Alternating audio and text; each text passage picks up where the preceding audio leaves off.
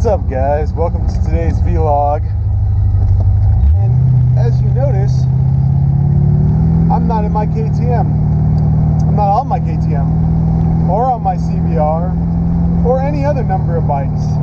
In fact, I'm in a car and there's no roof. So first of all, since this is the weekly vlog, let's start with updates. Start with updates. The CBR got sold, the Raptor got sold. So basically, literally, my entire garage consists of this, the KTM, and the truck. So, without further ado, allow me to introduce Project VetteCart. You might be wondering what I'm doing standing in my driveway, leaning against the Guido road race wonder that is the early generation C4 Corvette. And I'll tell you, this is my early generation C4 Corvette. And basically, I wanted to do a car project for the longest time. You guys know I do a lot of bikes, but that's really more about business than it is about passion or creativity or any of that. And ever since I sold my 830, I've been wanting to do something different, something crazy, something a little over the top. And after watching this episode of Roadkill, I realized what that something had to be. It had to be a crazy exoskeleton go-kart on crack. And so when I had the opportunity to buy what has to be the cheapest running, driving, inspected, tagged C4 in the entire country, I jumped on it, and I jumped on it so hard, in fact, that I actually blew up the transmission in the truck towing this thing home. So that's going to be a separate video. But anyway, so this is the introduction video for Project VetteCart. What you see here is a bone stock 1984 Corvette that is in pretty sad shape, but it runs and drives. And more importantly, here is what it's going to look like when I'm done. So the plan is to build the 5.3 I have in the garage, 400 horse north to the wheels, put that plus the T56, build T56 in this, remove all of the fiberglass, all the windows and shit, and strip it down to the bare frame, build an exoskeleton, wire her up. I still haven't fully made the commitment either to running a carb or running EFI. EFI is a little bit more money, but there are definitely advantages to that. And I want this bitch to be tag titled and inspected, and I'm gonna daily drive it. Well, not daily drive it because it's not gonna have a roof or a windshield or anything, but well, I have a Lexan piece, but whatever. Anyway, the point is that it'll be something I can take to work, something I can take to the store, something I can go and party and play with, and do track days and stuff. I will say this, it's been a long time since a car, just a stock shitty old car, have put a big smile on my face as this thing has. Even though it's got the gutless Crossfire injected 350, it's got the terrible ancient 700 R4 trans, I've been power sliding this thing when it decides to fire up quite a bit, and it's a lot of fun. So we're going to do a few little daily maintenance things because I need to be able to drive this to work and back because the truck's down in 2 gears. So that's pretty much it. Anyway, so it'll be a fun project, I think. Alright, now you've seen what it looks like on the outside. You sort of see what it looks like on the inside. It's a lot worse than you think it is. But at the end of the day,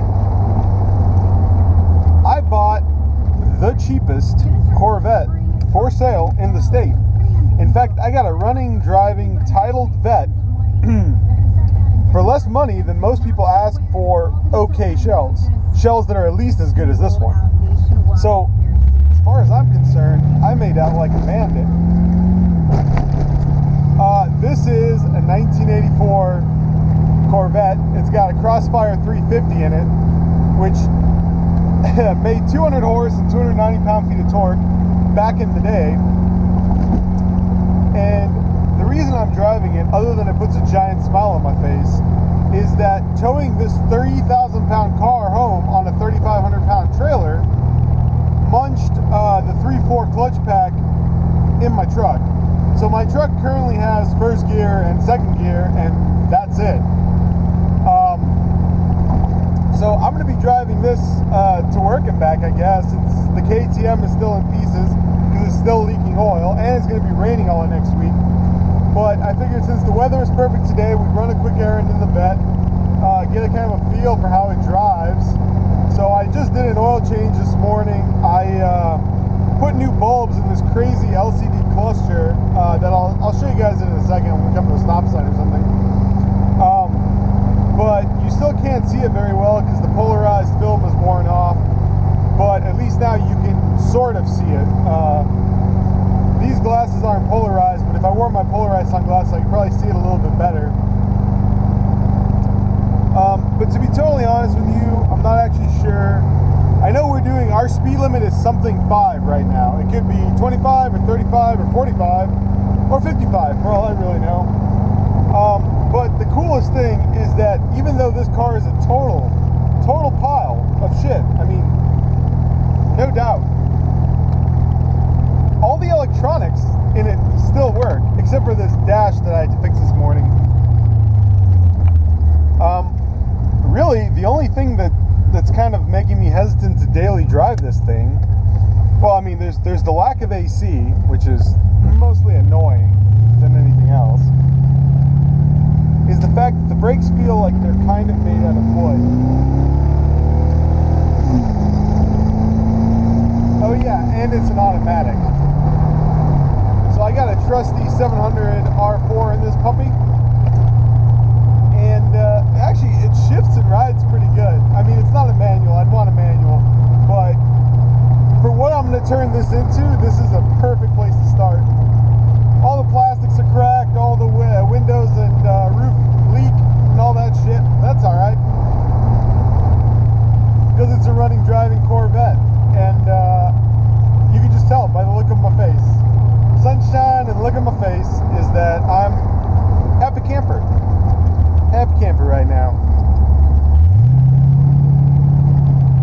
I'm not really sure why it's so loud. It might have an exhaust leak. It might be the fact that they took the smog pump off of it. But it's fucking inspected. I can go get it registered, which I will next week. But yeah, when I took the man, there's air will blow out of these vents ish. Aw. So we're stuck at a yellow light here. So let me see if I can do this without breaking everything. So there comes the GoPro. I don't know how much the GoPro is going to be able to see because of the light. But you can see this has got that goofy digital dash. So you got your speedo over there, tack over here. This has this panel over here where you can select metric or English, and you can select your range and your fuel economy. And right now I'm averaging 10.6 miles to the gallon, which sounds about right. And you got a dash pad to crash your face into. Trendy blue interior. It's quite a bit cleaner than when we started today. Actually, all in all, really, I mean, I'm bitching, but the truth is, I've gotten pretty spoiled in recent years with the truck, and that's why I'm being a little baby about it. My E30 when I got it was about this same condition, to be totally honest. It's really not bad. The roof's in the back. It just attaches with a special little tool, and it's super easy to put on. I mean, it's not a convertible, so it's not like push a button and go, but it's not bad. It takes about 5 minutes to remove it. And it shifts hard. I like it. It's actually not bad. And the previous owner did some stuff with the suspension. He replaced some of the bits and pieces. And so, as a result, it's actually not the worst driving car I've ever been in. It actually handles pretty well, which makes me really, really happy, because eventually this will be Project VetteCart, and I wanted a chassis to build around that I knew would be solid. So let's pause for a minute. I gotta run inside, drop this off. I've even got a radio in this car that produces music, and somebody put in some very nice cheapo speakers in the back and then the door cards, so we can actually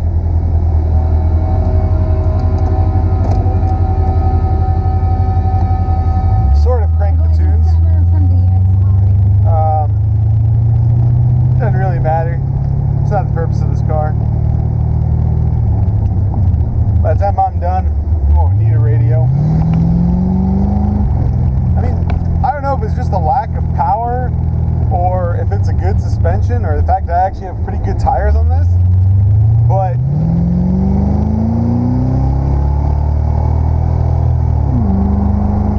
it actually locks up pretty solidly, which is freaking phenomenal. But yeah, I mean, it gets a little warm in here, just sitting, but once you're moving, it's just gravy. And my fuel average has gone down to 8. So I think we're winning. We're doing something right. I kind of want to get off the beaten path a little bit so I can go and do a nice little burnout. I can't even get it to do a burnout. The brakes won't hold the car. So I mean, this is foot as hard down on the brake as it'll go. Oh man. So I can just barely hold it, but I really got to get on it. And I'm pretty sure we could probably get a burnout if I tried hard enough. But seeing as this is the only running driving vehicle I have, really, I figure it's probably best not to blow it up just yet. But we probably will.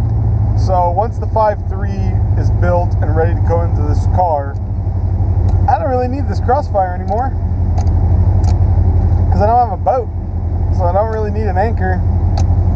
The 700 R4 that's in here, though, I am impressed. It actually shifts pretty hard for a 30-plus-year-old transmission that's probably never been rebuilt in its life and has 132 miles on it. How about them apples? 207,000 miles. I should probably just get a tow hitch for this and haul the bikes around. So I'm running up onto a convertible Fox body right in front of me. I was like, wow, look, there's a car I can drag race with. We can show how terrible the mid-80s were for American manufacturers.